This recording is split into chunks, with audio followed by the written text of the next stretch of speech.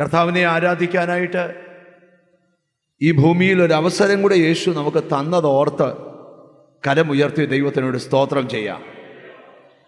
കൊലോസ്യർക്ക് എഴുതിയ ലേഖനം 2-ാം അധ്യായത്തിൻ്റെ 14-ാമത്തെയും 15-ാമത്തെയും വാക്യം നമുക്ക് വായിച്ചു കേൾക്കാം. കൊലോസ്യർക്ക് എഴുതിയ ലേഖനം 2-ാം അധ്യായത്തിൻ്റെ 14-15 വാക്യങ്ങൾ. അതിക്രമങ്ങളൊക്കെയും നമ്മോട് ക്ഷമിച്ച ചട്ടങ്ങളാൽ നമുക്ക് വിരോധവും പ്രതികൂലവുമായിരുന്ന കൈയെഴുത്ത് മായിച്ചു, ക്രൂശിൽ തറച്ചു, നടുവിൽ നിന്ന് നീക്കിക്കളഞ്ഞു. വാഴ്ചകളെയും അധികാരങ്ങളെയും ആയുധവർഗം വെപ്പിച്ച് ക്രൂശിൽ അവരുടെ മേൽ ജയോത്സവം കൊണ്ടാടി അവരെ പരസ്യമായ കാഴ്ചയാക്കി. ധന്യനായ പൗലോസ്ലീഹ യേശുക്രിസ്തുവിൻ്റെ കാൽവറി മരണത്തിൽ നടന്ന അതിപ്രധാനമായ 3 കാര്യങ്ങൾ കൊലോസ്യ സഭയോട് വിവരിച്ചെഴുതുന്ന ഭാഗമാണ് നമ്മൾ ഇവിടെ ധ്യാനിച്ചു കൊണ്ടിരിക്കുന്നത്. ഒന്നാമത്, നമുക്ക് വിരോധവും പ്രതികൂലവുമായ കൈയെടുത്ത് അവൻ ക്രൂശിൽ മായിച്ചു കളഞ്ഞു. 2, ശത്രുവിനെ ആയുധവർഗം വെപ്പിച്ചു. 3, ക്രൂശിന്മേൽ ജയോത്സവം കൊണ്ടാടി. നമ്മൾ ആദ്യത്തെ ഭാഗമാണ് ഇന്ന് ധ്യാനിച്ചു കൊണ്ടിരുന്നത്. അതിൻ്റെ ചില ഭാഗങ്ങളൂടെ പറഞ്ഞ് 2-ാമത്തെ ആശയത്തിലേക്ക് നമ്മൾ കയറാൻ പോവുക.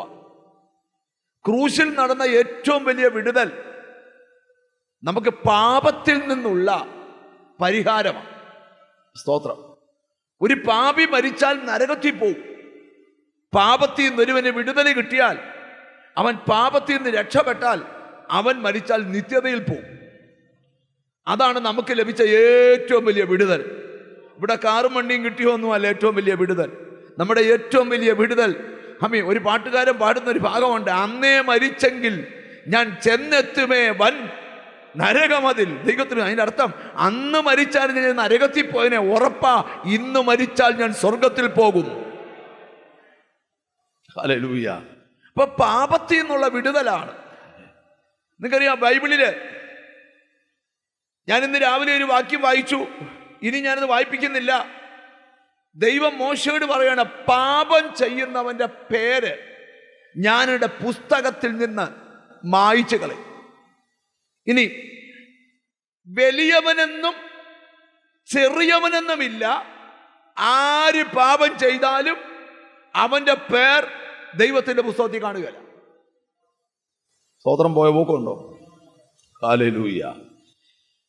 നമുക്ക് 51-ാം സങ്കീർത്തനത്തിൽ നിന്നൊരു വാക്യം വായിക്കാം. 51-ാം സങ്കീർത്തനം 9-ാമത്തെ വാക്യം നമുക്കൊന്ന് വായിക്കാം. 9-ാമത്തെ വാക്യം. ദൈവത്തിന് സ്തോത്രം. എന്റെ പാപങ്ങളെ കാണാതെ വണ്ണം നിന്റെ മുഖം മറയ്ക്കണമേ, എന്റെ അകൃത്യങ്ങളെയൊക്കെയും മായിച്ചു കളയണം. ഇത് ദാവീദിന്റെ ഒരു പ്രാർത്ഥനയാണ്. ദാവീദ് ദൈവത്തോട് പ്രാർത്ഥിക്കുക, കർത്താവേ, എന്റെ പാപങ്ങളെ പാപം കാണാതെ വണ്ണം മായിച്ചു കളയണേ. എന്റെ പാപം മായിച്ചു കളയണേ. സ്തോത്രം. ചോദ്യം, ദാവീദ് പ്രാർത്ഥിച്ചാലേ പാപം മായോ?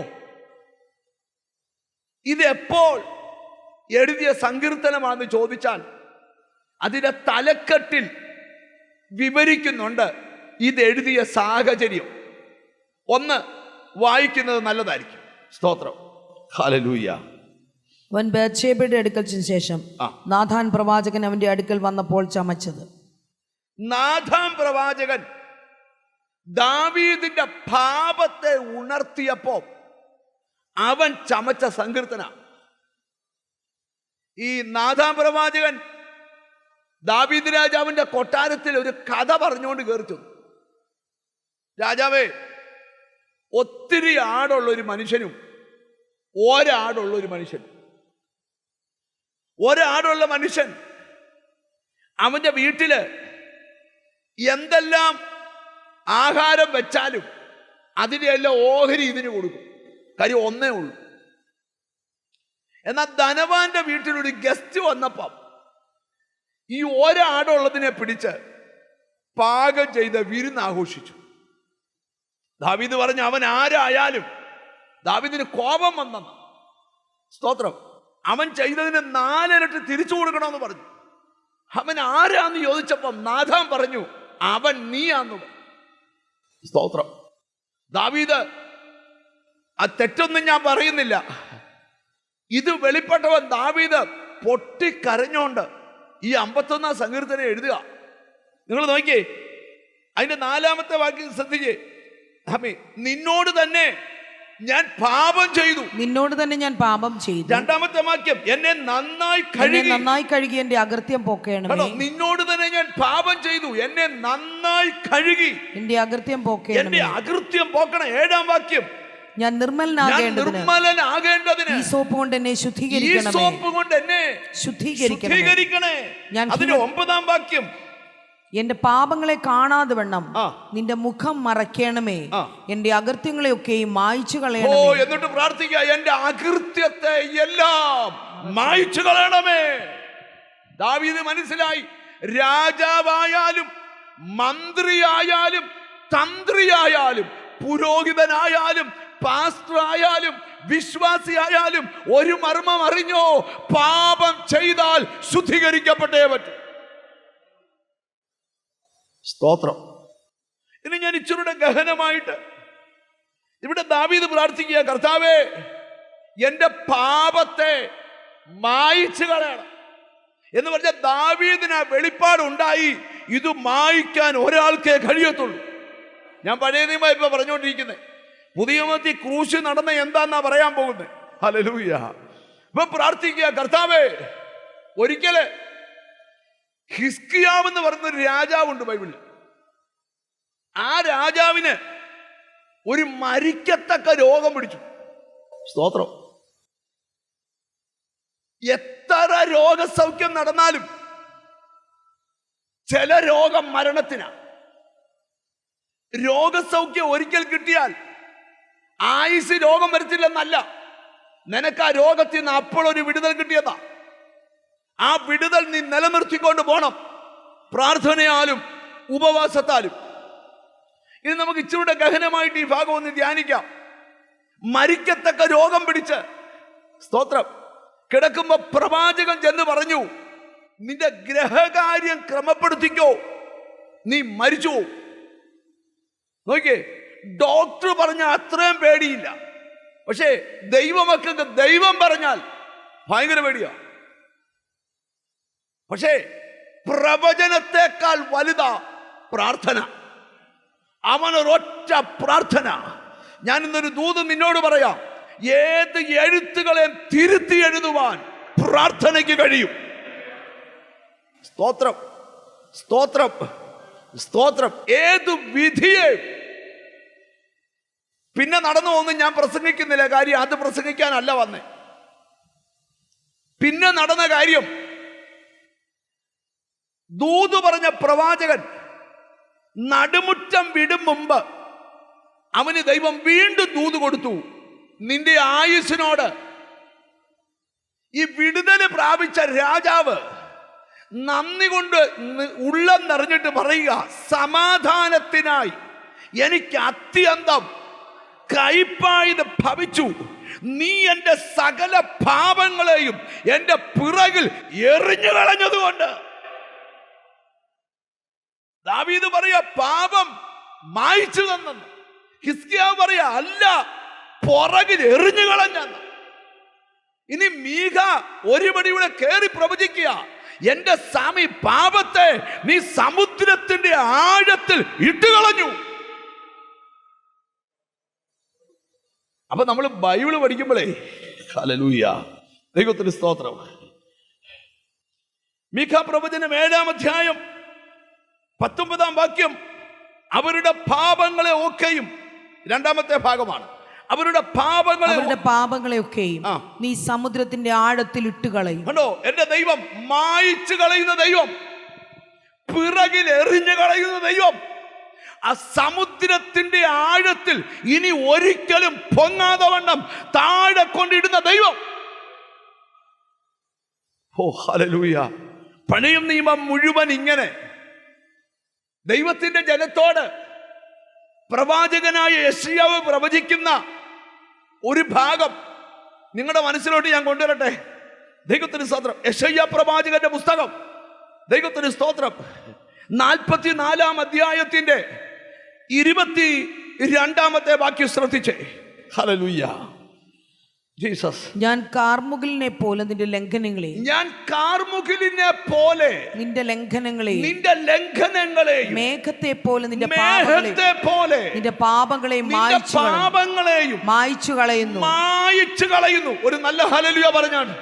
എന്ന് പറഞ്ഞാൽ നീ ദൈവത്തിലേക്ക് മടങ്ങി വന്നാൽ നിന്റെ സകല പാപവും എന്റെ ദൈവം മായ്ച്ചു കളയുമെന്ന്. മനസ്സിലാവുന്നവരെ ദൈവത്തിന് സ്തോത്രം ചെയ്യാവും. നിങ്ങൾക്കറിയോ, ഇനി പഴയ നിയമം എല്ലാം ഞാൻ വിടുക. പുതിയ നിയമത്തിലെ ഒരു സ്ത്രീയെ പാപത്തിൽ പിടിച്ചു. പാപത്തിൽ നിങ്ങൾക്കറിയാവോ, ഈ ചിലര് പറയുന്ന പാപം ചെയ്താൽ കുഴപ്പമില്ല, പിടിച്ചാലേ കുഴപ്പമുള്ളൂ. പിടിച്ചില്ലേ ഒരു കുഴപ്പവും.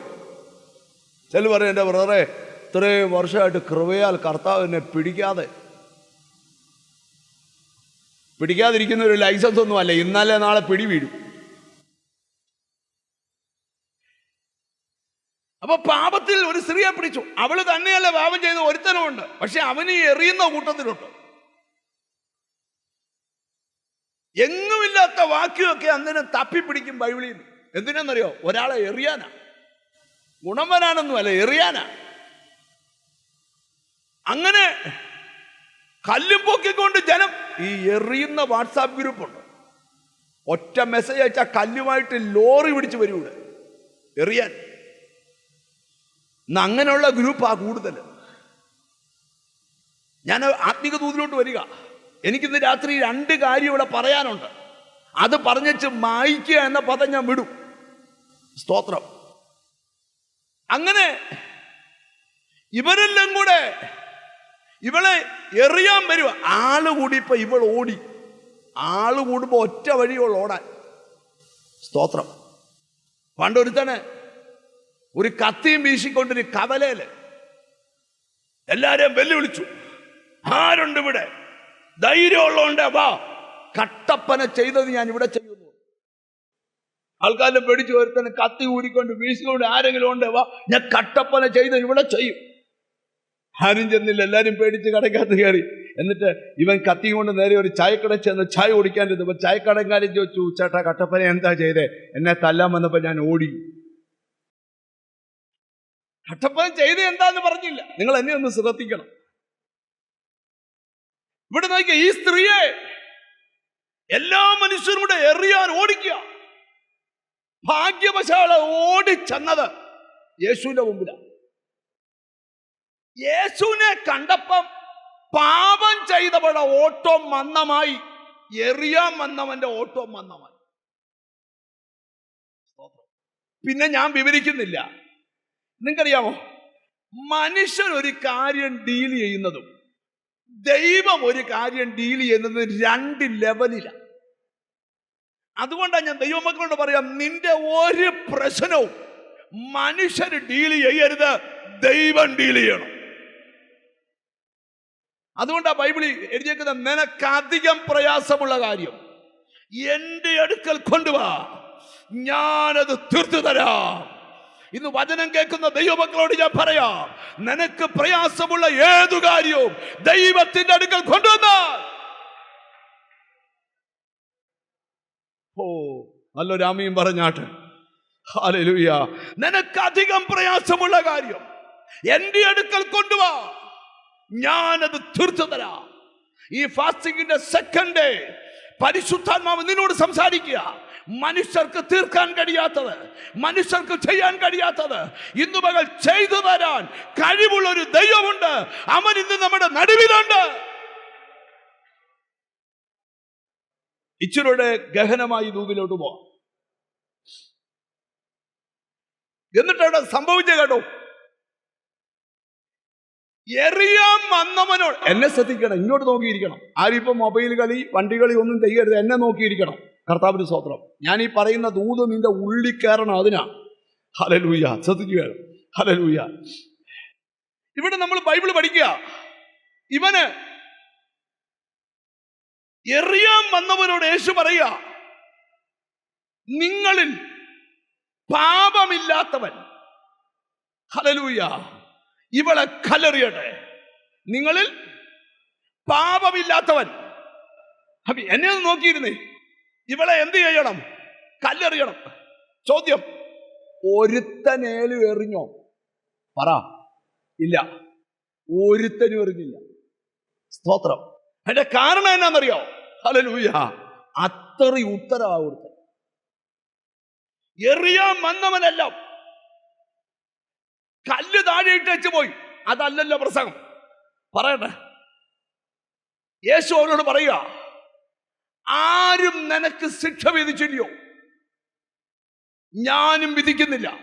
മേലാൽ അവിടെ പാപം അവിടെ വെച്ച് മായ്ക്കപ്പെട്ടു. Glory to God. ഞാനൊരു സന്ദേശം നിന്നോട് പറയാം. നിന്റെ പാപങ്ങൾ മായ്ച്ചു കിട്ടിയാൽ നീയാണ് ഏറ്റവും വലിയ ഭാഗ്യവാൻ. ഇനി ബൈബിള് നമ്മൾ പഠിക്കുമ്പം, ഒരു വിഷയം പഠിക്കുമ്പം അതിന്റെ മറ്റുള്ള ആത്മീക ദൂതൂടെ പഠിക്കണം. അതുകൊണ്ട് ഞാന് ഈ വിഷയത്തിൽ നിന്ന് ഒരു ഇച്ചിരി ആത്മീക ദൂതിലോട്ടൊന്ന് മാറുക. നമുക്ക് വിരോധവും പ്രതികൂലവുമായ കൈയെടുത്ത് ക്രൂശിൽ മായ്ച്ചു കളഞ്ഞു. അതുകൊണ്ടാണ് നീ ഇന്നിവിടെ സ്തോത്രം പറഞ്ഞുകൊണ്ടിരിക്കുന്നത്. ഹല്ലേലൂയ. പ്രതികൂലവും വിരോധവുമായ കൈയെടുത്ത്, അതെന്തുവാ? അത് ഞാൻ താഴോട്ട് വരുമ്പോൾ അത് ന്യായപ്രമാണത്തെ കുറിച്ചാണ് പറയുന്നത്. താഴോട്ട് വരുമ്പോൾ ഞാൻ പറയാം. ഹല്ലേലൂയ. എന്നാല് എന്റെ ദൈവത്തിന്റെ പ്രത്യേകത, നിനക്കെതിരെ എഴുതുന്ന എല്ലാ രേഖയും മായ്ക്കാൻ എന്റെ ദൈവത്തിന് കഴിയും. അതറിഞ്ഞു വേണം ഇന്ന് ദൈവത്തെ സ്തുതിക്കാൻ. ബൈബിള് പഠിക്കുമ്പം മനുഷ്യനെതിരെ എഴുതിയ രേഖ എന്റെ ദൈവം മായ്ച്ചിട്ടുണ്ട്. പ്രാർത്ഥിക്കുന്ന നിന്റെ ആത്മിക ജീവിതത്തെ നശിപ്പിക്കാൻ, നിന്റെ ഉയർച്ചകളെ നശിപ്പിക്കാൻ ശത്രു എഴുതിയ രേഖകൾ ഇന്ന് യേശുവിന്റെ നാമത്തിൽ എന്റെ ദൈവം പരിഹാരമുണ്ട്. ഓ ഹല്ലേലൂയ. നിങ്ങൾക്ക് വളരെ പരിചിതമായ ഒരു വാക്യത്തിലോട്ട് നിങ്ങളുടെ ചിന്തയെന്ന് കൊണ്ടുവരാൻ പോവുക. എനിക്കെന്തോ പരിശുദ്ധാത്മാവ് ദൂത് പറയുക, ഒരിക്കലും രക്ഷപ്പെടാതെ വണ്ണം ശത്രു എഴുതിയ ചില രേഖകൾ ഇന്നെന്റെ ദൈവം മായ്ക്കാൻ പോവുക. ഓ, മനസ്സിലാകുന്നവർക്കായി ദൈവത്തിന് സ്തോത്രം ചെയ്യുക. കുറച്ച് നാൾ കൊണ്ട് നീ ചോദിക്കുക, എന്താ ഞാൻ രക്ഷപ്പെടാത്തെ? എന്താ ഞാൻ കരകയറാത്തെ? എന്താ എൻ്റെ കുടുംബത്തിൽ ഉയർച്ചയില്ലാത്തെ? കാലപ്പഴക്കങ്ങളുടെ പുറകിലോട്ട് പോയാൽ നിന്നെ ഒതുക്കി കളഞ്ഞ ചില രേഖകളെ എൻ്റെ ദൈവം ഇന്ന് മായ്ച്ചു കളഞ്ഞിട്ട് നിനക്കൊരു വിടുതല. ജഗസി, ഇന്ന് ചില മന്ത്രക്കെട്ടുകൾ വരെ ഈ പ്രാർത്ഥനയിൽ അഴിയും. താളിയോലകളിൽ എഴുതി വെച്ച ചില ഊരാ കുടുക്കുകളെ ഇന്ന് മായിച്ച് കളയാൻ കഴിവുള്ള കൃപ. ബൈബിളിലെ ഒരു വാക്യം നിങ്ങളുടെ ശ്രദ്ധയിൽ കൊണ്ടുവരാം. ഗ്ലോറി. ഞാൻ വീണ്ടും പറയുന്നു, ക്രൂശിനെയാ പ്രസംഗിച്ചുകൊണ്ടിരിക്കുന്നത്. വിരോധവും പ്രതികൂലമായ കയ്യെഴുത്തിനെ മായ്ക്കുമെന്നാ പറഞ്ഞുകൊണ്ടിരിക്കുന്നത്. അത് തന്നെയാ പറയാൻ പോകുന്നത്. അതിനോട് ചേർന്നൊരു ആത്മിക ദൂത് ഇന്ന് വചനം കേൾക്കാൻ വന്ന ദൈവമക്കളുടെ അകത്തൊരു തീയായി വീഴേണ്ടത് കൊണ്ട് നിന്റെ വീട്ടിൽ നടക്കേണ്ട വിടുതലുണ്ട്. നിന്റെ തലമുറമേൽ നടക്കേണ്ട വിടുതലുണ്ട്. നീ അറിയാതെ നിന്നെ ഏതോ വ്യക്തികൾ ബന്ധിച്ചിട്ടുണ്ട്. ഇന്ന് ആ രേഖകളെ തിരുത്താൻ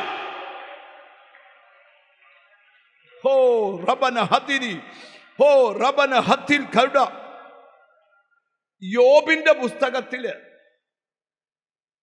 യോബ് 31-ാം അധ്യായത്തിന്റെ 35-ാമത്തെ വാക്യത്തിന്റെ 2-ാമത്തെ ഭാഗത്ത് താൻ പറയുന്ന ഒരു ഭാഗമുണ്ട്. എന്റെ പ്രതിയോഗി എഴുതിയ അന്യായ രേഖ കിട്ടിയെങ്കിൽ കൊള്ളായിരുന്നു. എന്റെ പ്രതിയോഗി എനിക്കെതിരെ എഴുതിയ അന്യായ രേഖ കിട്ടിയെങ്കിൽ കൊള്ളായിരുന്നു. വെളിപ്പാടി പറയാൻ ന്യായമല്ലാതെ എഴുതിയ ചില രേഖകൾ കിട്ടിയെങ്കിൽ കൊള്ളായിരുന്നു. വെളിപ്പാട് പുസ്തകം നമ്മൾ പഠിക്കുമ്പം 12-ാം അധ്യായം വായിക്കണമെന്നില്ല. രാപ്പകൽ ദൈവസ്ഥാനത്തിൽ കുറ്റം ചുമത്തുന്ന അപവാദിയ പിശാച്. സ്തോത്രം. യോബ് പറയാ, എന്റെ പ്രതിയോഗി എഴുതിയ അന്യായ രേഖ കിട്ടിയെങ്കിൽ കൊള്ളായിരുന്നു. ഒതുക്കുക. എന്നോട് ദൈവത്തിന്റെ ആത്മാവ് പറയുന്നൊരു ദൂത് പറയാം. ജീസസ് ഇന്ന് ചിലതിനെ തേടി പോകണം. നിനക്ക് വിരോധമായി ചലിച്ച ചില കൈകൾ, നിനക്ക് വിരോധമായി ചലിച്ച ചില മന്ത്രങ്ങൾ, നിനക്ക് വിരോധമായി ചലിച്ച ചില ബന്ധനങ്ങൾ ഇന്നത്തെ പ്രാർത്ഥനയ്ക്കകത്ത് അഴിഞ്ഞു പോകണം. ഓ ഹല്ലേലൂയ, ഹല്ലേലൂയ. ഒരിക്കലും ഒരു ബ്രദറ് സാക്ഷ്യം പറയുന്നൊരു സാക്ഷ്യം ഞാൻ പ്രസംഗിക്കാൻ പോയ വേദിയിൽ കേട്ടു. സാക്ഷ്യം ഇതായിരുന്നു: തൻ്റെ വീട്ടിൽ ഓരോരുത്തവർക്കും മാറി മാറി ക്യാൻസർ വരിക. 5 മക്കളാണ്. അപ്പന് ക്യാൻസർ, അമ്മയ്ക്ക് ക്യാൻസർ, മൂത്ത മോക്ക് ക്യാൻസർ, ഇളയ മോടെ കുഞ്ഞിന് ക്യാൻസർ. സ്തോത്രം. യോഗത്തിൽ പ്രസംഗിക്കാൻ വന്നൊരു ദൈവദാസൻ പുള്ളി പറയും, സാക്ഷി പറയ, പ്രസംഗത്തിനിടയിൽ സ്തോത്രം അവരുടെ മൂത്ത 2ാമത്തെ മോനിരിക്കുന്ന വേദിയിൽ പുള്ളിയെ നോക്കി പ്രവചിച്ചു, നിന്റെ വീട്ടിൽ ഒരു മാരക രോഗത്താൽ എല്ലാം ഒടുങ്ങിപ്പോകാൻ കെട്ടിവെച്ച കെട്ടുകളെ ദൈവം അഴിക്കാൻ പോവാൻ. മുൻപരിചയങ്ങളില്ലാത്ത അഭിഷക്തന്റെ വായിലെ പ്രവചനങ്ങൾ അവർ ഏറ്റെടുത്തു. ഇനി അദ്ദേഹത്തിന്റെ സാക്ഷ്യം, ഏകദേശം 9.5 മാസം കൊണ്ട് ഞങ്ങളുടെ വീട്ടിലെ മുഴുവൻ ക്യാൻസർ ട്രീറ്റ്മെന്റും തീർന്നു. എന്നിട്ട് പറയുക, ജീസസ് അമ്മി സാക്ഷി പറയാ, ഇപ്പോൾ 5.5 വർഷമായി ഞങ്ങളുടെ വീട്ടിൽ ആർക്കും ക്യാൻസർ ഇല്ല. ഞാൻ ഇന്നൊരു ദൂത് നിന്നോട് പറയാം, നിനക്ക് വിരോധമായി മനുഷ്യർ എഴുതിയ രേഖകളെ ഇന്ന് അമ്മി തുടച്ചു മാറ്റാൻ കഴിയുന്നൊരു ദൈവം ഇവിടെ ഉണ്ടെന്ന്. അതാ ഇന്ന് രാത്രി ദൂത്. ക്രൂശിൽ നടന്നത് നിനക്ക് വിരോധമായതെല്ലാം ദൈവം തുടച്ചു മാറ്റിയതുപോലെ ഇന്ന് ആരാധിക്കുന്ന നിന്നോടാ ദൂത്. നിനക്ക് വിരോധമായി നിന്റെ ദേശക്കാർ, നിന്റെ എതിരാളികൾ, നിന്റെ ശത്രു എഴുതിയ ചില രേഖകൾ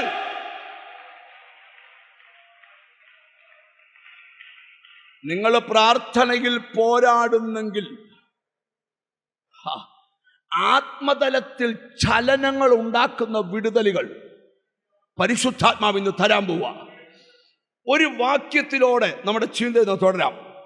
ഞാൻ ഇന്ന് വെളിപ്പെടുത്താൻ പോകുന്ന ഒരു ഭാഗം, നിനക്കെതിരെ മനുഷ്യരെഴുതിയ ചില രേഖ പ്രാർത്ഥന കൊണ്ട് മാറ്റാൻ കഴിയും. ഒരാമയും പറയണം. ഞാനൊരു ശബ്ദം കേട്ടോണ്ടാ ഇന്ന് പ്രസംഗിക്കുന്നത്. ചില രേഖകൾ ഇന്ന് ക്യാൻസലാവും.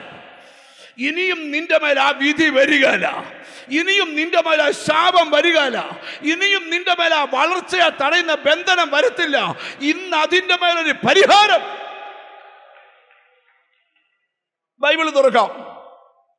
ദാനിയേൽ പ്രവാചകന്റെ പുസ്തകം 6-ാം അധ്യായം 10-ാമത്തെ സുപരിചിതമായ വാക്യം വായിക്കാം. ഗ്ലോറി. എന്നാൽ രേഖ എഴുതിയിരിക്കുന്നു ദാനിയേൽ അറിഞ്ഞപ്പോൾ അവൻ വീട്ടിൽ ചെന്നു അവന്റെ മാളികമുറിയുടെ കിളിവാതിൽ യെരൂശലേമിന് നേരെ. ദാനിയേൽ പ്രവചനം ലൂക്കോസിൽ തപ്പരുത്, ഓൾഡ് ടെസ്റ്റ്മെന്റിലാണ്. ദാനിയേൽ പ്രവചനം 6-ാം അധ്യായം 10-ാം വാക്യം. എന്നാൽ രേഖ എഴുതിയിരിക്കുന്നെന്ന് ദാനിയേൽ അറിഞ്ഞപ്പോൾ അവൻ വീട്ടിൽ ചെന്നു അവന്റെ മാളികമുറിയുടെ കിളിവാതിൽ യെരൂശലേമിന് നേരെ തുറന്നിരുന്നു. താൻ മുമ്പേ ചെയ്തു വന്നതുപോലെ ദിവസം 3 പ്രാവശ്യം മുട്ടുകുത്തി തന്റെ ദൈവത്തിന്റെ സന്നിധിയിൽ പ്രാർത്ഥിച്ച് സ്തോത്രം ചെയ്തു. ഇവിടെ എഴുതപ്പെട്ട രേഖ ഒരു രാജ്യമായി എഴുതിയേക്കും.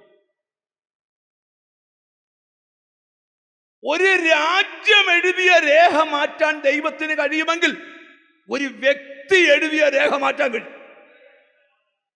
ഞാനൊരു വെളിപ്പാടി പറയാം. നിനക്കതിരെ ചലിക്കുന്ന ചില പെന്നുകൾ, നിനക്കതിരെ ചലിക്കുന്ന ചില മുദ്രകളെ തുടച്ചു മാറ്റുവാൻ പ്രയറിന് കഴിയുമെന്ന ഇന്നത്തെ ദൂത്. ഓ നന്ദി കർത്താവേ, നന്ദി കർത്താവേ. ക്രൂശിൽ നടന്നതിന്റെ ഒരു ഭാഗം, ഒരു ആത്മീക വിടുതൽ ഇന്നത്തെ ആരാധനയിൽ വെളിപ്പെടട്ടെ. നിന്റെ വളർച്ച കണ്ട്, നിന്റെ ഉയർച്ച കണ്ട്, നിന്റെ സമൃദ്ധി കണ്ട്, നിന്റെ വാമി ദൈവത്തിന് സ്തോത്രം പോക്ക് കണ്ട്, നിനക്കെതിരെ മനുഷ്യന് ചമച്ച ചില നിഗൂഢ രേഖകളെ എന്റെ ദൈവം, ഈ ചിലരുടെ അകത്ത് സ്ഫോടകാത്മകമായ വിടുതലുകൾ നടക്കട്ടെ. ഇന്ന് നിന്റെ സ്തോത്രം അന്ധകാര ശക്തികളുടെ മർമ്മത്തെ തൊടട്ടെ. യേശുവിന്റെ നാമത്തില് പ്രാർത്ഥിക്കുന്ന ചിലരോട് ആ ദൂത് ഇന്ന് യോഗം ആശീർവാദം പറയുന്നതിന് മുമ്പ് നിനക്ക് ഞാൻ വെളിപ്പാടി കാണുക, ചിലരെ കൊടിയ കെട്ടിയിട്ടിരിക്കുക. നീ ഒരിക്കലും രക്ഷപ്പെടാതെ ഇന്ന് ആ രേഖ തിരുത്തുന്ന ഒരു പ്രയർ. പ്രാർത്ഥന ശരിയായ രീതിയിൽ നടന്നാൽ ആര് നിനക്ക് കുരുക്ക് വെച്ചോ ആ കുരുക്ക് വെച്ചവന് തിരിച്ചു കുരുക്കാവും. ഓ ഹല്ലേലൂയ. ഞാൻ ഇന്നൊരു വെളിപ്പാട് കണ്ടുകൊണ്ടാണ് ഇവിടെ ദൂതെടുക്കുന്നേ. നിന്റെ വീട്ടിൽ വെളിപ്പെടേണ്ട നിലവിളി ഇത് വെച്ചവന്റെ വീട്ടിൽ വെളിപ്പെടുക. നിന്റെ വീട്ടിൽ വരുത്തേണ്ട അനർത്ഥം ഇത് ഒരുക്കിയവന്റെ വീട്ടിൽ. Oh Jesus. ഉള്ളിൽ തീ കത്തുന്നവർ, ഉള്ളിൽ തീ കത്തുന്നവർ, എവിടൊക്കെയോ പിടിച്ചു നിർത്താൻ വയ്യാത്തതുപോലെ. ചിലരൊക്കെ നമ്മളോട് ചോദിക്കേ, ചുമ്മാ പോയിരുന്ന് കുറച്ചു നേരം പാട്ട് പാടിയാലേ, പ്രസംഗം കേട്ടാലേ, പ്രാർത്ഥിച്ചാലേ രേഖയൊക്കെ തിരുത്തുവോ? ഞങ്ങൾ വിശ്വസിക്കുന്ന ബൈബിള് പറയുന്നത് തിരുത്തുവെന്ന. ബൈബിള് പറയുന്നത് നിങ്ങൾ വിശ്വസിക്കുന്നുണ്ടോ? എന്നാൽ ഒരു ദൂത് പറയാം, ഈ ബൈബിളിൽ വിടാതെ ചില കാര്യം എഴുതി വെച്ചിരിക്കുന്നത് നിന്റെ വിടുതലിന് വേണ്ടിയാ. ഗ്ലോറി. ഞാനൊരു വെളിപ്പാട് പറയാം. നീ രക്ഷപ്പെടാതിരിക്കാൻ ആരൊക്കെയോ തീരുമാനിച്ചിട്ടുണ്ട്, എന്നാൽ നിന്നെ രക്ഷപ്പെടുത്താൻ ദൈവം തീരുമാനിച്ചിട്ടുണ്ട്. ഞാൻ ഇന്ന് ദൈവത്തിന്റെ തീരുമാനമാ പറയുന്നേ. നിന്നെ രക്ഷപ്പെടുത്താതിരിക്കാൻ ആരൊക്കെയോ തീരുമാനിച്ചിട്ടുണ്ട്, ആരൊക്കെയോ അണിയറയിൽ സംസാരിക്കുന്നുണ്ട്. പക്ഷെ ആര് സംസാരിച്ചാലും ആര് ബന്ധിച്ചാലും നിന്നെ രക്ഷപ്പെടുത്താൻ ദൈവം എവിടൊക്കെയോ വലിയ ദൈവകൃപ വ്യാപരിച്ചുകൊണ്ടിരിക്കുക. എനിക്ക് ആത്മാവിൽ കാണാം, ഇന്ന് ഈ ദൂത് പറയുമ്പോൾ ഒരിക്കലും ചലിക്കാത്ത മേഖലകളിൽ നിന്ന് ചലിക്കാൻ തുടങ്ങണം. ഈ ഭാഗം നമ്മൾ പഠിക്കുമ്പോൾ ദാര്യാവേശ് രാജാവിന്റെ ഭരണകാലത്ത് നടന്ന ഒരു കാര്യമാണ് ദാനിയേൽ പ്രവചനം 6-ാം അധ്യായത്തിന്റെ വിവരണം. സ്തോത്രം. നിങ്ങൾക്കറിയാം, 120 ദേശാധിപതിമാരും അവർക്ക് ചില അധ്യക്ഷന്മാരും, അവരിൽ പ്രധാനി ദാനിയേലും. ദാനിയേലിനെ കുറിച്ച് ബൈബിളിൽ എഴുതിയിരിക്കുന്നേ, അവൻ ഒരു ചതിക്കും കൂട്ടു നിൽക്കുകയില്ല. അവനെ വശീകരിക്കാൻ പലരും നോക്കി, കഴിഞ്ഞില്ല. സ്തോത്രം. എന്നാൽ ഇവനെ ഒതുക്കാൻ തീരുമാനിച്ചു. ഞാൻ ഇവിടെ ഒരു വെളിപ്പാട് പറയാം. ഒരു കാര്യവുമില്ലാതെ ചിലർക്കെതിരെ ചിലര് കുതന്ത്രങ്ങൾ മടയുന്നതിന് പിമ്പിൽ നമ്മൾ ആരും വിചാരിക്കാത്ത കാര്യങ്ങളാണ്. സ്തോത്രം. നമ്മൾ ആരും വിചാരിക്കാത്ത കാര്യങ്ങളാണ്. അവര് രാജാവിനോട് എന്ന് പറഞ്ഞു, രാജാവേ, 30 ദിവസത്തേക്ക് ഈ രാജ്യത്തുള്ള എല്ലാവരും അങ്ങയോട് പ്രാർത്ഥിക്കണം. എത്ര ദിവസത്തേക്കാ? 7-ാമത്തെ വാക്യം വായിച്ചേ. ഹല്ലേലൂയ. രാജാവേ, 30 ദിവസത്തേക്ക് തിരുമേനിയോടല്ലാതെ യാതൊരു ദേവനോടോ. മനസ്സിലായോ? അമ്പലത്തിൽ 30 ദിവസത്തേക്ക് പ്രാർത്ഥനയില്ല. 30 ദിവസത്തേക്ക് മോസ്കിൽ പ്രാർത്ഥനയില്ല. 30 ദിവസത്തേക്ക് പള്ളിയിൽ പ്രാർത്ഥനയില്ല. 30 ദിവസത്തേക്ക് പെന്തിക്കോസ് ഹാളിൽ എന്തോ ഇല്ല, പ്രാർത്ഥനയില്ല. എല്ലാരും ആരോട് പ്രാർത്ഥിച്ചോണം? രാജാവിനോട് പ്രാർത്ഥിച്ചോണം. ഇനി ആരേലും നോക്കണം, ഒരുത്തനെ കുരുക്കാൻ ഒരു രാജ്യത്തെ കഷ്ടത്തിലാക്കുക. ടാർഗറ്റ് ഒരു വ്യക്തിയുടെ മേല. ഇവരുടെ പ്രശ്നം അവിടെയുള്ള ഒരു ജനതയുമല്ല, ഒറ്റയാളാ. ഒറ്റയാളെ കുരുക്കാൻ ഒരു കൂട്ടത്തെ മുഴുവൻ ബന്ധിക്കുക. ഞാനൊരു ദൂത് പറയാം, അവന് ബന്ധിക്കാൻ അറിയാമെങ്കിൽ നിനക്കത് അഴിക്കാനും അറിയണം. ഇന്ന് ഗൗരവമുള്ള വിടുതൽ ഇവിടെ വ്യാപരിക്കണം. നീ രക്ഷപ്പെടത്തില്ലെന്ന് നിന്റെ കൂട്ടുകാർ വരെ പറഞ്ഞു, പക്ഷെ നീ രക്ഷപ്പെടുമെന്ന് ഞാൻ പ്രവചിക്കുക. കാരണം രേഖകളെ തിരുത്താൻ കഴിവുള്ള ഒരു ദൈവം ഇവിടെ ഉണ്ടെന്ന്.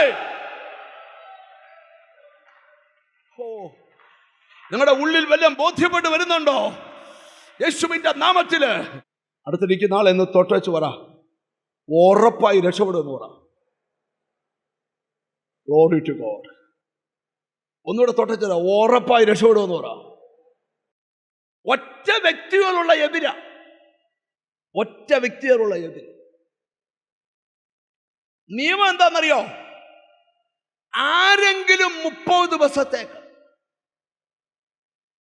രാജാവിനോടല്ലാതെ പ്രാർത്ഥിച്ചാൽ അവനെ എവിടെ ഇടണം? സിംഹത്തിന്റെ ഗുഹയിലിടണം. രേഖ എഴുതി രാജമോതിര കൊണ്ട് മുദ്ര വെച്ച്, ഞാനൊരു വെളിപ്പാട് പറയാം, മുദ്ര വെക്കാൻ കഴിയുന്നവനെല്ലാം വെക്കട്ടെ. മായിക്കാൻ കഴിവുള്ളവനോടാണ് നീ പ്രാർത്ഥിക്കുന്നത്. ഞാൻ വെളിപ്പാട് പറയാം, ആരേലും മുദ്ര വെച്ചെന്ന് പറഞ്ഞ് നീ വിഷമിക്കരുത്.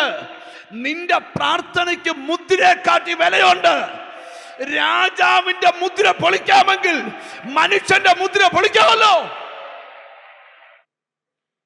ഈ എന്റെ ദൈവത്തിന്റെ പ്രത്യേകത അറിയാം, അവൻ ഏത് മുദ്രയും പൊട്ടിക്കും. ഗ്ലോറി. എന്തുവാ ഈ ദിവസങ്ങളിൽ ചിലത് പൊട്ടുന്നത് നിനക്ക് കാണാം.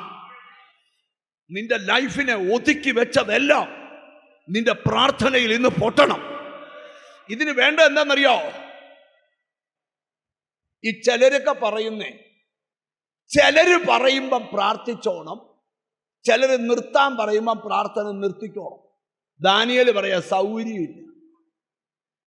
നീ നിർത്താൻ പറഞ്ഞാലും ഞാൻ പ്രാർത്ഥിക്കും, നീ നിർത്തിക്കാൻ നോക്കിയാലും ഞാൻ പ്രാർത്ഥിക്കും. നിർത്തുന്ന രേഖ നിങ്ങൾക്കറിയോ? ഇന്ന് ആത്മീയഗോളത്ത് ഈ ബന്ധന ഏറ്റവും കൂടുതൽ കിടക്കുന്നത്. കയ്യടിയൊന്നും, നിങ്ങൾ അപ്പന്മാരുടെ കാലത്തെ പോലെ കയ്യടിയൊന്നും ആരാധനയ്ക്ക് കുറഞ്ഞിട്ടില്ല, കൂടിയിട്ടേ ഉള്ളൂ. അപ്പന്മാരൊന്നും ഇത്രയും കൈയടിച്ചിട്ടില്ല. അപ്പന്മാര് പറഞ്ഞതിനെക്കാട്ടി നല്ല അന്യഭാഷ നിങ്ങൾ പറയുന്നുണ്ട്. എവിടെ ബ്ലോക്ക് വീണെന്നറിയാമോ? നിന്റെ പ്രയറിനാ ബ്ലോക്ക് വീണു. ഭയങ്കര ബിസിയാ. എന്തോ ഭയങ്കര ബിസിയാ. ബ്രദറെ എന്നാ പ്രാർത്ഥന? ഓ ഭയങ്കര തിരക്ക. എന്നിട്ട് കോട്ട എഴുതി വാങ്ങിച്ചോ? നിങ്ങളാരും മിണ്ടുന്നില്ല. അവർ നന്നാ രാവിലെ അധ്വാനിക്കാൻ പോയി, നന്നാ താമസിച്ച് കിടക്കാൻ പോയി. അവർ ഒന്നും പ്രാപിക്കുന്നില്ല. തന്റെ പ്രിയനോ അവൻ ഉറക്കത്തിൽ കൊടുക്കുന്നു എന്നും പറഞ്ഞ് ഇവിടെ ഇരുന്ന് ഉറങ്ങരുത്. സ്തോത്രം. ഈ ഏതിനും വാക്യ. ഇന്നാളെ ഒരു പുള്ളി എന്നോട് വന്നു പറഞ്ഞു, പാസ്റ്റേ ജോലിയൊന്നും കിട്ടിയില്ല, ഉറക്കത്തിൽ തരാൻ പ്രാർത്ഥിക്കണം. പുള്ളി ഈ വാക്യം പിടിച്ചോണ്ടിരിക്കുക, ഒറ്റ പണിക്ക് പോകത്തില്ല, കിടന്ന് ഉറങ്ങുക, ഉറക്കത്തിൽ തരാമെന്ന. ഞാൻ പറഞ്ഞ ആ വാക്യം അങ്ങനല്ല. നീ കിടന്നുറങ്ങിയ കൊണ്ട് തരുമെന്നൊന്നുമല്ല. എല്ലാരും ഈ വാക്യത്തിലാ പിടിക്കുന്നു. എന്തിനാ? നിയമസഭയ്ക്കകത്ത് വരെ ഇപ്പൊ വാക്യ. ബൈബിളിലെ മൊത്തം പേരും സിനിമാക്കാരെടുത്തിട്ടു. ഇപ്പൊ കൺവെൻഷൻ ഇടാൻ പേരില്ല. പിടികിട്ടി. എതിരെ പോയാലും വന്ന് പിടിക്കുന്ന ബൈബിളല്ല. സ്തോത്രം. ഒരാമയും പറഞ്ഞാട്ട്. ഇവിടെ ഒറ്റ പ്രോബ്ലമേ ഉള്ളൂ. ദാനിയേലിന്റെ പ്രാർത്ഥന ബന്ധിക്കണം. ഇവർക്ക് ദാനിയേലിനെ കുറിച്ച് അറിയാവുന്ന ഒരു അറിവുണ്ട്. ഇവനെ എന്തോ ചെയ്താലും ബന്ധിക്കാൻ പറ്റത്തില്ല. കാരണം ഏത് ബന്ധിച്ചാലും അവൻ പൊട്ടിക്കും. അവൻ പ്രാർത്ഥിക്കുന്നവനാണ്. എന്നാൽ അവര് പറഞ്ഞു ഇവനെ തടയണമെങ്കിൽ ഇവന്റെ പ്രാർത്ഥന തടയണം. ഞാനൊരു വെളിപ്പാട് പറയാം. ഇവിടെ ചിലരുടെ പ്രാർത്ഥന തടയപ്പെട്ടിരിക്കുക. ഇന്ന് ആ കെട്ട് പൊട്ടിയാൽ നീ പ്രാർത്ഥിച്ചാൽ അഴിയാത്ത. നിങ്ങൾ എന്നെ നോക്കിയിട്ട് ഒരു മറുപടി പറയണം. കഴിഞ്ഞ നാളുകളിലെ നിങ്ങളുടെ പ്രാർത്ഥന പോലെ ഇപ്പോഴും നിങ്ങൾക്ക് പ്രാർത്ഥനയുണ്ടോ? ഉണ്ടെന്ന് പറയുന്നവരിന്ന് കൈവെക്കുന്നതല്ല. ഉണ്ടോ? 3 പേരാ പൊക്കിയ. കാരണം നമുക്കറിയാം നമ്മുടെ പ്രയർ കെട്ടപ്പെട്ടിരിക്കുക. ഞാൻ വീണ്ടും പറയാം, ദൈവത്തിന് പ്രവർത്തിക്കാൻ കഴിയാത്തതൊന്നുമില്ല. ഇന്ന് നടക്കേണ്ടത് നിന്റെ പ്രയറിനെ ബന്ധിച്ചെങ്കിൽ, അർദ്ധരാത്രി മുട്ടുകുത്തുന്നത് ബന്ധിച്ചെങ്കിൽ, നിന്റെ പ്രാർത്ഥനയെ ബന്ധിച്ചെങ്കിൽ, നിങ്ങൾക്കറിയോ ഈ സാത്താൻ ചിലരെ ഭയങ്കര ബിസിയാക്കി ബന്ധിക്കും. ഭയങ്കര ബിസി. ബ്രദറെ കുത്തിയിരിക്കാൻ നേരം വെളുക്കാഞ്ഞ് നോക്കിയിരിക്കുക, രാത്രിയാകാൻ നോക്കിയിരിക്കുക. രാവിലെ പറയും വൈകിട്ട് പ്രാർത്ഥിക്കാം, വൈകിട്ട് പറയും രാവിലെ. ഇന്ന് വരെ ഈ 4-ാം മാസം വരെ ഒത്തിട്ടില്ല. വൈകിട്ട് തീരുമാനിക്കും നാളെ തൊട്ട് ഭയങ്കരമായിട്ട് പ്രാർത്ഥിക്കും. ചോദ്യേ, അപ്പന്റെയും അമ്മയുടെയും പ്രാർത്ഥന ബന്ധിക്കപ്പെട്ടാൽ പിള്ളേരുടെ പ്രാർത്ഥന ബന്ധിക്കപ്പെടണോ? ഓട്ടോമാറ്റിക്കലി ബന്ധനത്തിലാണ്. ഗ്ലോറി ടു ഗോഡ് എന്ന് പറഞ്ഞാൽ അതിനർത്ഥം 24 മണിക്കൂറും പ്രാർത്ഥിക്കുന്ന കാര്യമല്ല പറയുന്നത്. നിന്റെ പ്രാർത്ഥനയുടെ ശക്തി തിരിച്ചറിഞ്ഞു വേണം പ്രാർത്ഥിക്കാൻ. ഒരാമയും പറയണം. നിങ്ങൾക്കറിയാം ബൈബിളില് ഏറ്റവും കൂടുതൽ വാക്യങ്ങൾക്കകത്ത് വെളിപ്പെടുത്തിയിരിക്കുന്ന പ്രാർത്ഥിക്കണമെന്ന്. യേശു പറയാ, ഉണർന്നിരുന്ന് പ്രാർത്ഥിര്. ആമി, വാതിൽ അടച്ചു പ്രാർത്ഥിക്ക്, ഉപവസിച്ച് പ്രാർത്ഥിര്, കണ്ണുനീരോടെ പ്രാർത്ഥിക്ക്, നിലവിളിച്ച് പ്രാർത്ഥിക്ക്, ആരാധിച്ച് പ്രാർത്ഥിക്ക്. മുഴുവൻ ബൈബിൾ തരുന്ന പ്രോത്സാഹനം പ്രാർത്ഥിക്ക്, പ്രാർത്ഥിക്ക്, പ്രാർത്ഥിക്ക്, പ്രാർത്ഥിക്ക്.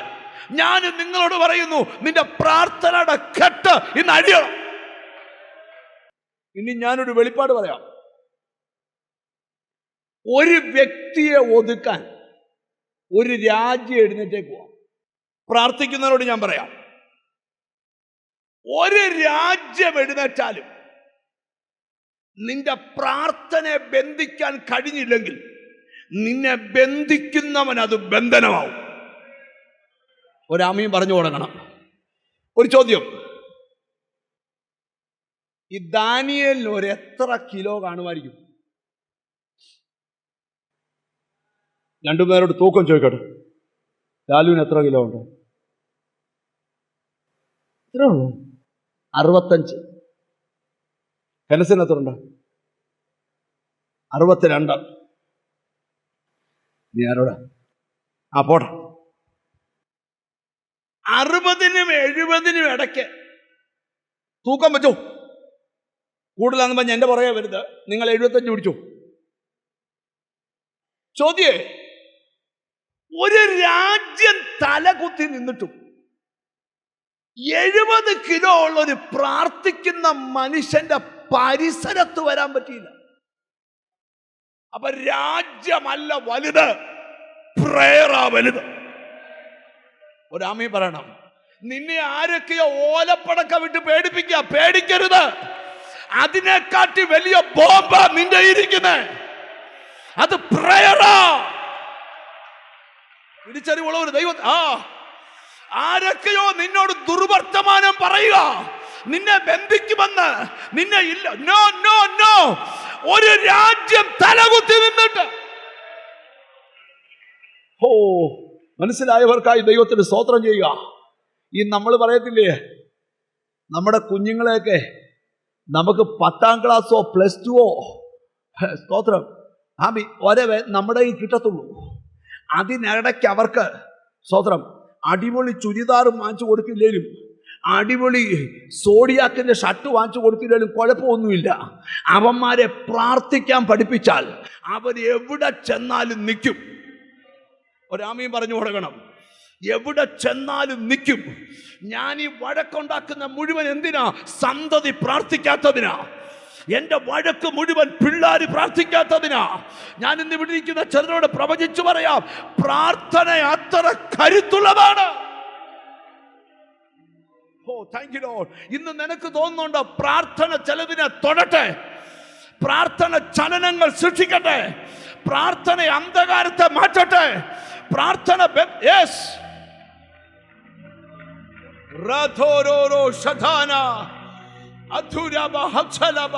ഒന്ന് രണ്ട് മിനിറ്റ് പൗലോസ് പറഞ്ഞ ആത്മാവിലൊന്ന് പ്രാർത്ഥിച്ചേ. പൗലോസ് പറഞ്ഞ ബുദ്ധിയിലും പ്രാർത്ഥിക്കും. ഒന്ന് ആത്മാ പ്രാർത്ഥനയാൽ എപ്പോഴും എവിടൊക്കെയോ ഹോളി സ്പിരിറ്റ് ഒന്ന് രണ്ട് മിനിറ്റ് ആത്മാവി പ്രാർത്ഥിച്ചേ. ഓ നിനക്ക് വിരോധമായി ഉണ്ടാക്കുന്ന സകല പദ്ധതി ഒന്ന് രണ്ട് യെസ് നിന്റെ മിനിസ്ട്രി മാറാൻ പോവുക. ബൈബിൾ കോളേജിലെ പഠനം കൊണ്ടല്ല, പ്രയർ. നിന്റെ ചരിത്രം തിരുത്താൻ പോവുക. പ്രാർത്ഥന.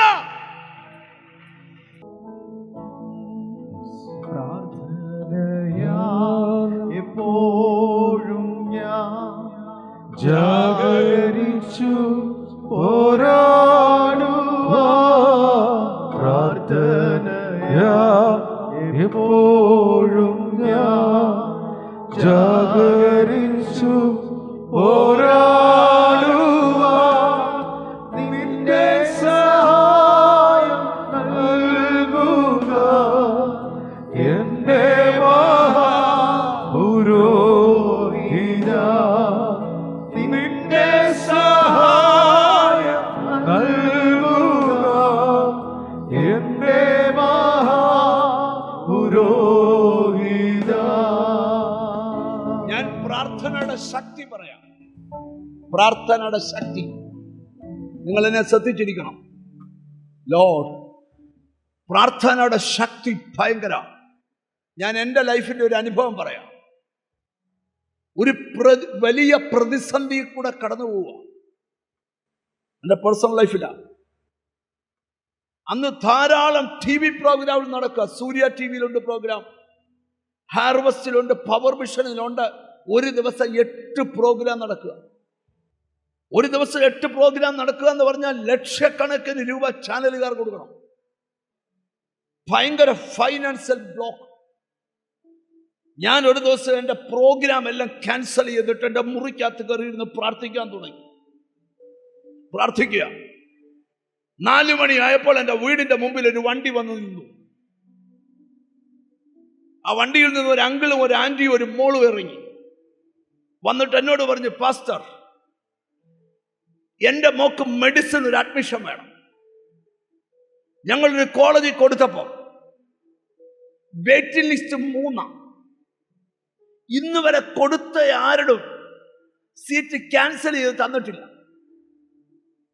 പാസ്റ്റർ പ്രാർത്ഥിക്കോ, ലോർഡ് എൻ്റെ മോക്ക് ഒരു അഡ്മിഷൻ വേണം. അന്ന് രാവിലെ തൊട്ട് എൻ്റെ മുറി വിടാതെ ഞാൻ പ്രാർത്ഥിച്ചുകൊണ്ടിരിക്കുക. ഞാൻ അവരോട് പറഞ്ഞു, ഞാൻ പ്രാർത്ഥിച്ചാൽ അഡ്മിഷൻ കിട്ടും. അത് പ്രാർത്ഥന കിട്ടിയ ധൈര്യ. പ്രാർത്ഥിച്ചു നോക്ക, ആർക്കുമില്ലാത്ത ധൈര്യം പ്രാർത്ഥിക്കുന്നവനുണ്ടാവും. നിന്റെ ധൈര്യം പോകുന്നത് പ്രയർ കുറയുമ്പോഴാണ്. പ്രാർത്ഥന ഉണ്ടോ നിനക്ക് ധൈര്യമുണ്ട്. ഞാനവരെ പ്രാർത്ഥിച്ചു വിട്ടു. ഞാൻ നെല്ലിക്കാല വീട്ടിലാണ് താമസിക്കുന്നത്. അവര് തെക്കേമല വരെ പോയിട്ട് തിരിച്ചു വന്നെൻ്റെ വീട്ടിൽ പറഞ്ഞു, പാസ്റ്ററെ മോക്ക് അഡ്മിഷൻ റെഡിയായി. എന്നിട്ട് പറയാ 100 എപ്പിസോഡ് ഞാൻ ഞങ്ങളുടെ മോടെ പേര് നടത്തുക.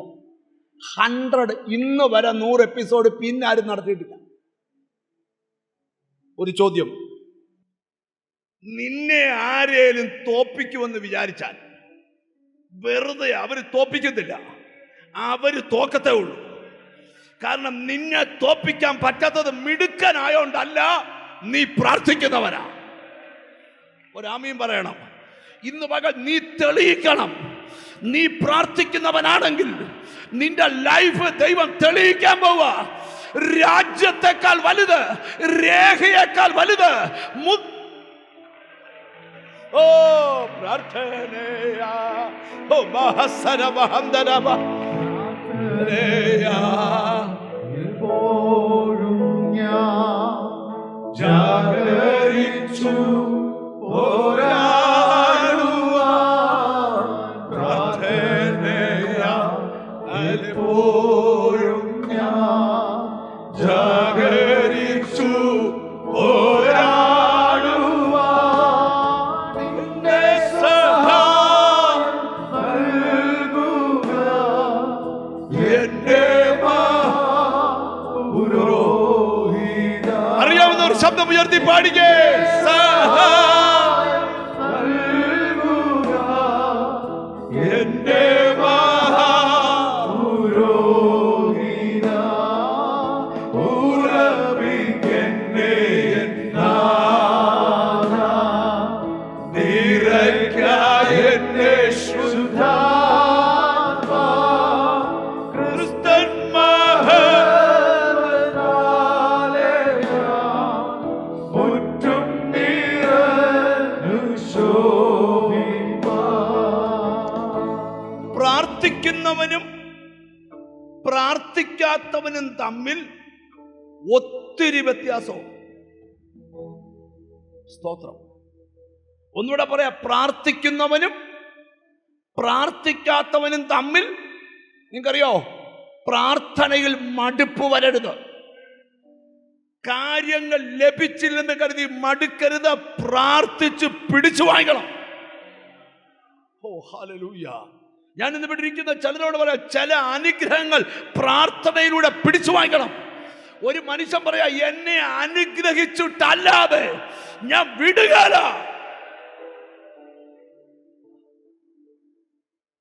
കൊല്ലാൻ ഏശാവിന് പദ്ധതി ഉണ്ടെങ്കിലും 400 ആളിന്റെ ബലമുണ്ടെങ്കിലും യാക്കോബിന് സ്തോത്രം ആൾബലമില്ല, പ്രയറുണ്ട്.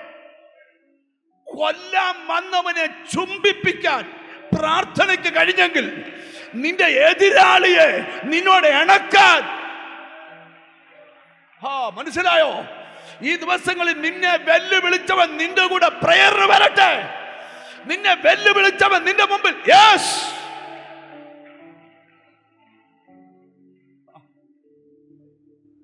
എനിക്ക് ഈ സ്റ്റേജിൽ നിൽക്കുമ്പോൾ വലിയ നിയോഗങ്ങളും നടത്തിപ്പുകളും തരിക. പ്രാർത്ഥിക്കുന്നവൻ ഏതാണ്ട് ഒരു ചെറിയ ഇളക്കം വന്നപ്പം നീ കുലുങ്ങിയോ? ഞാൻ ഇന്നലെ പ്രസംഗിക്കാൻ പോയിടത്ത് മുന്തിരിവള്ളിയും കൊമ്പിനെയും പറ്റിയാ പ്രസംഗിച്ചത്. മുന്തിരിവള്ളിയെ കൊമ്പിനെ. യേശുക്രിസ്തു പറയുക, എന്റെ പിതാവ് തോട്ടക്കാരന്, ഞാൻ മുന്തിരിവള്ളിയാ, നിങ്ങൾ ആ മുന്തിരിവള്ളിയിൽ നിൽക്കുന്ന കൊമ്പ. എന്റെ നോക്കിയ 2 വിരലുകൾക്കകത്ത് കൊമ്പ് നിൽക്കുക. ഈ കൊമ്പ ഫലം തരുന്നേ. പണിയെടുക്കുന്നത് മുന്തിരിവള്ളിയാ, ഫലം എടുക്കുന്ന ആരാ? വെളിപ്പെടുത്തുന്ന കൊമ്പ. ഒട്ടി നിന്നാ മതി, നിന്റെ നില മാറും.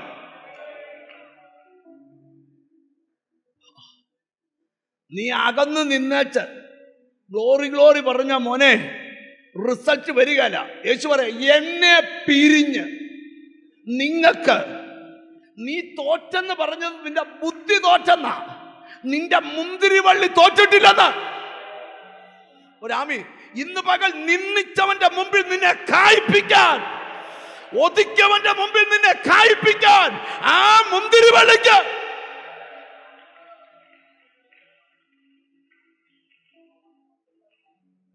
ചിലരുമാ കളിയാക്കി ചോദിക്കും,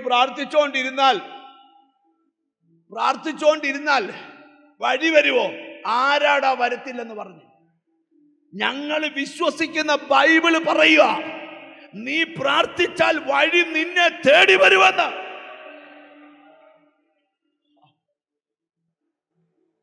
ഒന്നുകൂടെ നല്ല മലയാളത്തിൽ പറയാം, നീ ഒത്തിരി നാളായി ചർച്ചിൽ വന്നിട്ട് ഒന്ന് പ്രാർത്ഥിക്കാൻ പഠിക്കുക. ഞാൻ എഴുതി പഠിപ്പിക്കുന്ന കാര്യമല്ല പറയുന്നേ. ഒറ്റയ്ക്ക് മുറിക്കകത്ത് കയറിയിരുന്നോണ്ട് നിന്റെ കാര്യങ്ങൾ ദൈവത്തോട് പറഞ്ഞാൽ നീ ചിന്തിക്കാത്ത, പ്രതീക്ഷിക്കാത്ത, കണ്ടിട്ടില്ലാത്ത വഴി നിനക്ക് മുമ്പിൽ ഓപ്പണായി വരുമെന്ന്.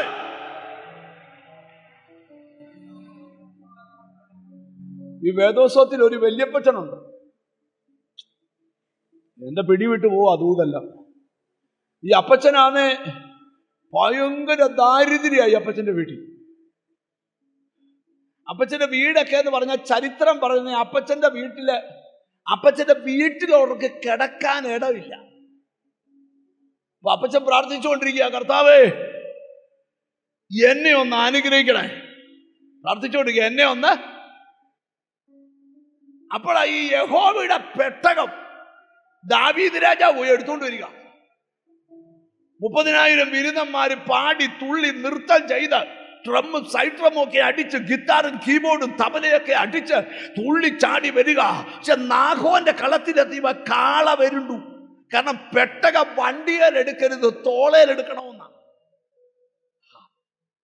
പാട്ടുമാരാധനയും കയ്യടി നല്ലതാണെങ്കിലും വ്യവസ്ഥ വിട്ട ചാട്ടം തമ്പുരാൻ അംഗീകരിക്കുകയല്ല. ഉസാകേറി പെട്ടകത്തെ കെട്ടിപ്പിടിച്ചു, തമ്പുരാൻ അടിച്ചു. അവൻ അവിടെ വീണ് ചത്തു. ഫിക്സ് വരുന്ന പോലെ വീണ് അപ്പളാ തീർന്നു. ദാവീദ് പറഞ്ഞു പെട്ടകം കൊണ്ടുപോകുന്നില്ല, ചൂണ്ടിക്കളിച്ചു തോണ്ട വല്യപ്പന്റെ വീട്ടിൽ വെക്കാൻ പറഞ്ഞു. അവിടെ വെക്കാൻ കാരണം ഈ വല്യപ്പൻ കരഞ്ഞോണ്ടിരിക്കുക ഒരു അനുഗ്രഹം വീട്ടിൽ വരാൻ. ഞാനൊരു ദൂത് പറയാം, നിന്റെ വീട് തപ്പി ഇന്നൊരു അനുഗ്രഹം വരട്ടെ. യേശു അബ്രഹാമിന്റെ വീട് തപ്പി ദൂതന്മാര് വന്ന പോലെ നിന്റെ വീട് തപ്പി ഞാനിന്ന് പ്രവചിച്ചു പറയാം, 2024 നിന്റെ 26 നിന്റെ വീട് തപ്പി. അതുലകട നാട്ടുകാരറിയട്ടെ നിന്റെ വീടിനെ ദൈവം അനുഗ്രഹിച്ചെന്ന്. ചുറ്റുപാടുകൾ അറിയട്ടെ നിന്റെ. എത്ര പേർ ഏറ്റെടുക്കും ആ ദൂത്?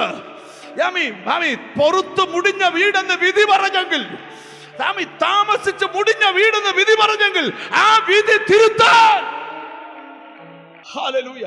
ഈ അപ്പച്ചൻ പ്രാർത്ഥിച്ചുകൊണ്ടിരിക്കുക. അന്നേരം നോക്കി ഒരു പെട്ടകം കൊണ്ടുവരുന്നു. അപ്പം അപ്പച്ചൻ ചോദിച്ചു, എന്നാ പെട്ടകം വന്നേ? പറഞ്ഞു, രാജാവ് കൽപ്പിച്ചു ഇതിവിടെ വെക്കാൻ. നിങ്ങൾ നോക്കിയേ, എടാ കൊട്ടാത്തി ഇരിക്കുന്നതിനൊക്കെ ഇളക്കി നിന്റെ വീട്ടിൽ കൊണ്ടുവരാൻ ഒരാമയും വരുന്നില്ല. ഈ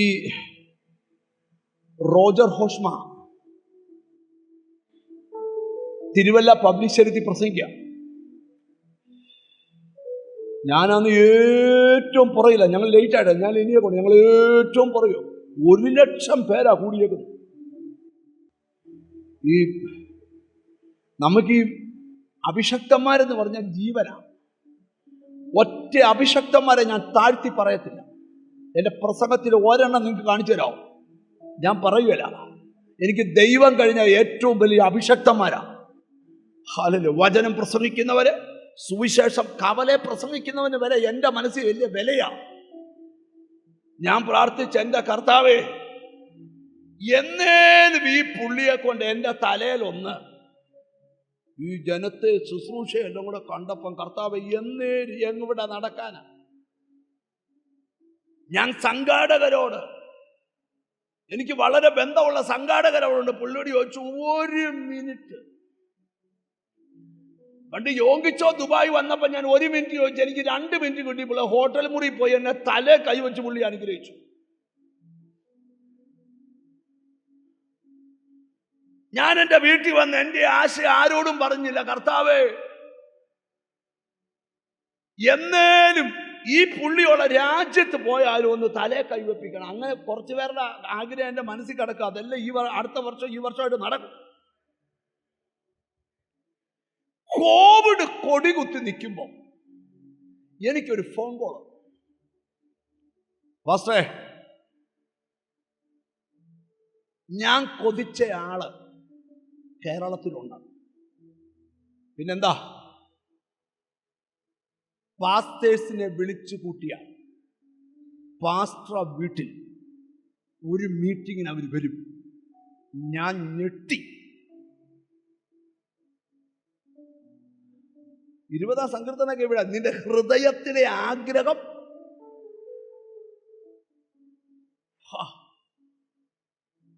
അങ്ങനെ നമ്മൾ ഈ കോവിഡ് കൊടികുത്തി നിൽക്കുമ്പോൾ നമ്മുടെ വീട്ടിൽ 100 ചില്ലുവാനം പാസ്റ്റർമാര് നമ്മുടെ വിശ്വാസമൊക്കെ ഓർക്കുന്നോ കൂടി.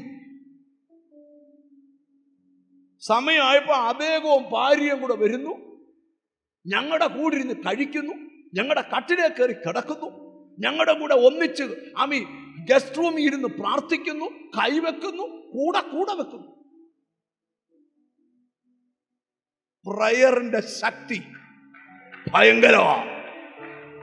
അനുഭവം കൊണ്ട് പ്രസംഗിക്കുന്ന ആരാണ്ട് പാടിയ കവിത ഞാൻ ഏറ്റുപാടുകയല്ല, അനുഭവം കൊണ്ട് പറയാം. പ്രാർത്ഥനയെ ജയിക്കുവാൻ ഒരു ശക്തിക്കും കഴിയത്തില്ല. ഒരു മന്ത്രവാദത്തിനും ആഭിചാരത്തിനും നിനക്കെതിരെ കൊണ്ടുവന്ന ഒരു രേഖയ്ക്കും നിന്നെ തകർക്കാൻ പറ്റുകയില്ല, നീ പ്രാർത്ഥിക്കുന്നവരാണെങ്കിൽ.